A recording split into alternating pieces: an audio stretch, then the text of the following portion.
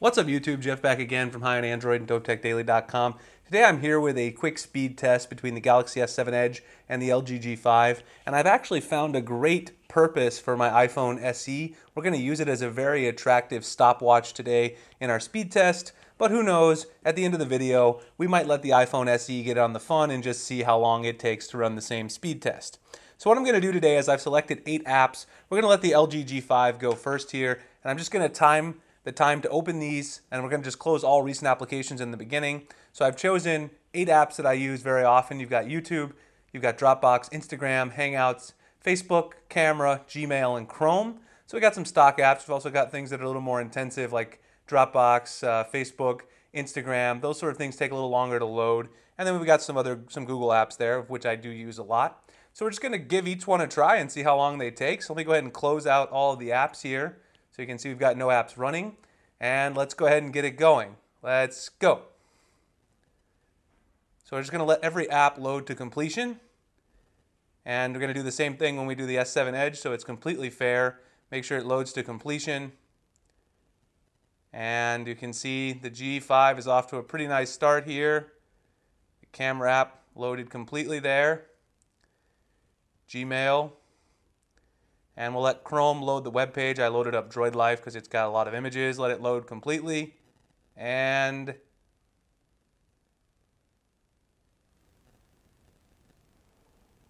stop. So there we go. The web page is loaded completely, so we'll go ahead and stop it. I'm going to use the same rules for the S7 Edge, so it will be completely fair. They're also both connected to the same network, so there's no issues with the internet loading. The speed should be the same, other than, of course, the differences in the devices. So let's go ahead and bring in the Galaxy S7 Edge. So you guys can see right there, we're going to want to remember this time. So let me just sit this out of the way. And let's take a look at the time that we have there. 35 seconds, 35.85. In fact, I'll go ahead and screenshot that so we have that on deck. And now let me go ahead and bring in the Galaxy S7 Edge, and we'll go ahead and take a look at the Galaxy S7 Edge and its performance. Let me put it in the same hand. I don't want anyone accusing me of being biased with the handedness. All right, so we're going to go ahead and do the S7 Edge. 1, 2, 3. Let it load up to completion there, and you can see right there it's loaded up to completion. Let's get Dropbox going. Load that up to completion. We've got Instagram, Hangouts,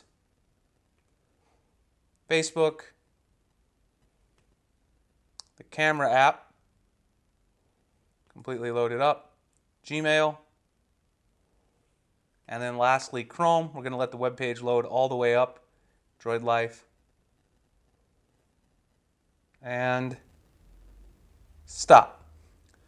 So pretty close, actually. 35.53. So if you guys don't remember our previous time, if we go look at my photos here, I ran a bunch of these earlier, various tests to see which ones I liked. So the very one that we had there was 35.85 for the G5. That was the test from 2 minutes ago. So really, really close, 35.85 and 35.53. I mean, of course, there's some human error there, so that's pretty much dead even, aside from the human error that goes into that. But pretty impressive. These two phones are really, really evenly matched. And using them, you can really tell that they both have a similar level of quickness. I haven't had any issues with the G5 or the S7 Edge.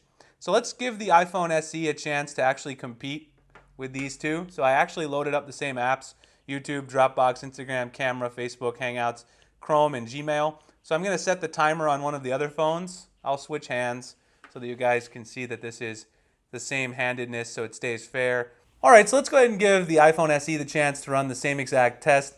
You guys can see I've got no recent apps. We're going to go ahead and start the timer on the S7 Edge. 1, 2, 3. We've got YouTube first. I'll load that up. We've got Dropbox loading very quickly. Instagram, very fast. The camera, very, very fast on the iPhone. Facebook, Hangouts. We've got Gmail. And then lastly, we're going to open Droid Life here in Chrome and let that load up to completion. And the blue bar stopped there. This is the longest part of the test to load the web page. They're all on the same Wi-Fi. And that's complete. So the web page took a little longer to load in Chrome on the iPhone, so I mean that may be a little unfair to the iPhone because that's not the native browser. So I mean, let's run it with Safari, I suppose. Why not? Let's run it with Safari instead of Chrome. So let's move Chrome down, let's move Safari up, and we'll run the same exact test, just replacing Chrome with Safari. Now let me go into Safari and clear out the web page that's in there, and we'll go ahead and put in Droid Life so that will be ready to load, and then we'll go ahead and clear the recent apps as well. So I'll go ahead and clear all those out.